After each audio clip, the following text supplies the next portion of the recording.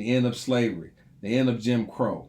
Coates presents it as refinement, as a softening and blurring of the approach society takes towards putting the interests of whites over blacks. It's the Lee Atwaterization of institutional racism manifested on the front page of the New York Times, and of the same day that Coates published that essay, in the form of expanded voting restrictions that would keep more black voters from getting to the polls. Everything, then they blame the victim. But we have to come together and make sure that these things don't keep happening. See, and we have no form of succession planning. We're not passing any institutions, no knowledge down to the younger generation. That's why they say, don't preach at me, don't preach. Preaching is good for those of you who want to listen, but you got to have action with it. They don't want to listen at all. But I can understand saying the preaching because you just talking and ain't no action coming out. What have you done? They look at the legacy of what have you done. You haven't done anything to kill racism. So I shouldn't listen to you. I'm gonna do my own thing. We need to do better. We are letting down our children because we're passing on this system of racism to them generation after generation. We must do better. We can do better. And I'll show you how. Come enroll in the program. And we can build together. Education is just the first level. Once we get the education, then we can go to the next level. We don't even have one company on the stock exchange.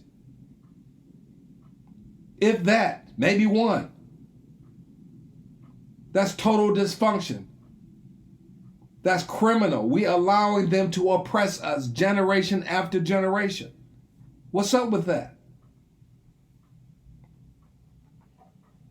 They burn down our communities, poison our wells and our waters and so forth like that, and then blame and say it's our fault. Man, I'm mad about that. And everybody talking about, we get another Black Wall Street, but you don't know nothing about economics. You don't know about finance. You don't know about budgeting. You don't know how to read an income statement or a balance sheet. And you don't know how to work together. And if you want a crew of people, I had a buddy on the phone, we were talking the other day, he's at step 10, about project management systems and all that kind of stuff. It's like, bro, but you ain't got nobody to work the system. You got people that know how to put projects together, how to work projects. You at step 10, so what about step 1, 2, and 3? We start at the foundation and build up. Then we can start building industries and have our own Wall Street and money. So now athletes and white people and everybody's investing because now they don't have nothing to invest in. Because the stock market used to be called the gambler's market. And then now they want to put your pension fund and your 401k plan in the stock market. Look what happened. They're stealing people's money. Got to do something different. Got to do something different. Reviving, let's see. The racism exists option. Let's look at the racism and see, because they just talking here. We want to do stuff. But we talking here so we can, we already know what the problem is. But we just want to talk right now, and we're going to make that transition from talking to action. Believing and trying to disturb and trying to raise your consciousness over this brainwashing nonsense that we've been telling us over and over. If I went to court with just talking, I got to have a plan. I got to know the difference between a symptom and the real problem. See, that's how they have on the bar exam, they have something called a performance exam. They're going to send you up the wrong path. And if you go and you bite that and you realize later on that you bit off the wrong apple, guess what? The test's over and you fail. The racism option. Believing that black culture is primarily at fault means believing that black cultural attitudes are why the black unemployment rate has always been at least 50% higher than white unemployment. It likely means assuming that vague, hard to identify, and complex cultural attitudes are responsible for most of the things on this bulleted list. Flat wages, higher rates of arrest for possession of marijuana, higher rates of incarceration, a greater likelihood of being arrested at school, a lower likelihood of being accepted to top-tier colleges. When The Wire noted that black preschoolers are more likely to be expelled from their preschool programs, multiple people wrote in to blame the black culture of single parenthood. It was blamed on black culture. I love black culture.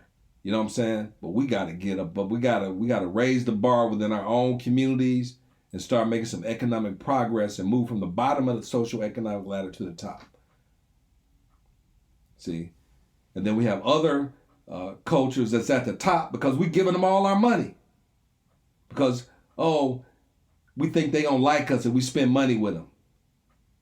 Come on now. It's black culture why this 2003 study found that job applications with white sounding names are 50% more likely to get called for an initial interview than applicants with African American sounding names. And even though this study is 2003, it's still the same thing today.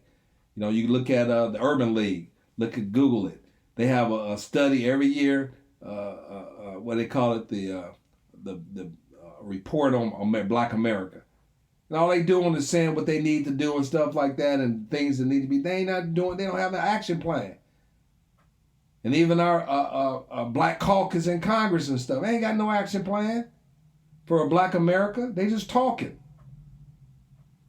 And our politicians, the chick that's always running off at the mouth. And the guy that busted the cocaine, the crack cocaine epidemic, that all the North bringing cocaine into the community and talking about him so bad, and we ain't thank him. They end up murdering that guy. He committed suicide. They end up murdering him. They probably hung him, and we haven't done anything about that. They just talk, and looking at the campaign literature. We want our people to have a voice. I don't want no voice. I want some action. You talking too much. Every time a campaign come around, you up in the churches talking, and then when the election is over, you can't be found nowhere. And always promising, yes, we'll be around. We're going to do this and do that. Don't do jack. American history demonstrates countless examples of racist obstruction of black economic success. Countless. Ongoing examples show countless ways in which black Americans are still obstructed in the same way. Listen, if you listen to my lectures, my talks and stuff like that, and the ways they tried to get in my way, you just got to kick the door down, but you got to have the power. You got to have the power behind you, the knowledge and the education. All you got to do is just knock the door down. They're going to fall out of the way. You get smashed in the way. See? Smashed in the way. We got to quit being weak with it. We don't have to be angry. Just be consistent and be persistent. See? In his essay linked to by Jamel Bowie, makes the point that certain aspects of behavior might influence certain aspects of the fight against poverty. But he then makes a critical ancillary point that the addressing the systemic problems that obviously block black success, like the intentional neglect of poor urban communities, should happen regardless. Culture might explain the reluctance of individual households and families to leave those communities, he writes, but it's of limited utility when it comes to the broad phenomenon. In that case, a starting point should be the fact that African Americans deal with a unique set of durable circumstances that have festered and worsened over the last 40 years. The dominant white culture articulated by Coates and that neglected those communities is the more obvious problem. Not all this talking, but listen. When back in the day when we was in these schoolrooms, dirt floors, barely had any desks, we produced scholars, teachers. That's when the progress was being made. That's why they did everything to keep us down. And I saw this one article on YouTube back in the day with Wallace, Governor Wallace, the most racist person in the world. We still producing them in the Senate and so forth, these racists, that just pop their ugly head up every now and then. And we just like bobbleheads bobbing back and forth. And he said, listen, and Governor Wallace, he said, listen, and these are white people having a town hall meeting. He said, we don't do something about them darkies, they gonna take over everything. And the reason that they moved out of communities is because they didn't want their daughters to have these black babies. And they said, if we don't do something about them, we're going to be working for them. That's when this immigration started. That's when all the sending the National Guards in the 60s in the guise of the Civil Rights Movement, they invaded our communities with the National Guards. They already knowing.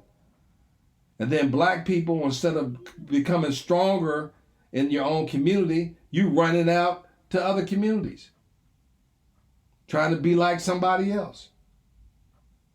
Being scared. Oh, they don't pick up the trash in our communities, so we're going to move out to a neighborhood where they pick up the trash and they get better roads, instead of making them do what they need to do in our communities. In his essay linked to by Chait, Jamel Bowie makes the point that certain aspects of behavior might influence certain aspects of the fight against poverty. Okay, we did that. In this, so impossible to imagine, America was born with sin and keeps sinning. It was born in sin. No matter how fervent your belief in the perfection of the American ideal, you've certainly met enough Americans to know that the ideal may not always be met. Racism is the simplest answer, and racism of all theories is the one with a robust evidentiary trail. Yes, sir. Finally, consider this. The poverty level in the Hispanic community was 33% in 2012. In 1970, the figure was 24.3%. Poverty is entrenched in the Hispanic community. Do we blame black culture? Latino culture? Maybe we would consider that culture is right and admit that America needs to fix itself before it starts trying to fix the cultures it has spent a long time breaking. Amen.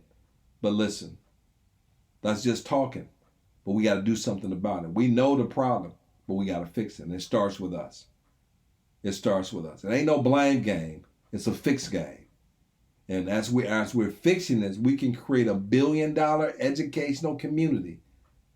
And the way it's designed and stuff through education. And we can redistribute that wealth. We can use this as a means to redistribute wealth in our communities. Education. So I'm going to give you education and money in your pocket, billions of dollars, create a new breed of millionaires and even billionaires. And then it's going to even kick it to another level when we start creating our businesses and stuff, and we know what to do with the money that once we have it. We're going to get the education. That's the bucket. We're going to make sure there ain't no holes in it, and we're going to start filling it up. Right? So get fired up, man. Get angry with our condition and start working together as people, start speaking with each other, start turning each other into this program. You can gather together in your groups. It's on the website. Everything is automated. We ain't got no problems. And then once you enroll in the programs and stuff and get it going and stuff, then they set your own websites up and hook up your affiliate link, and the money goes directly into your account.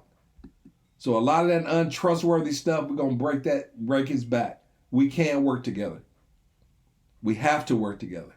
We cannot keep going through this over and over again and help somebody going to save us when God gave us the brains and the ability to save ourselves, right? He made us different. We are the best. We have everything that we need to get this job done. Peace. Love you. See you next time. All right.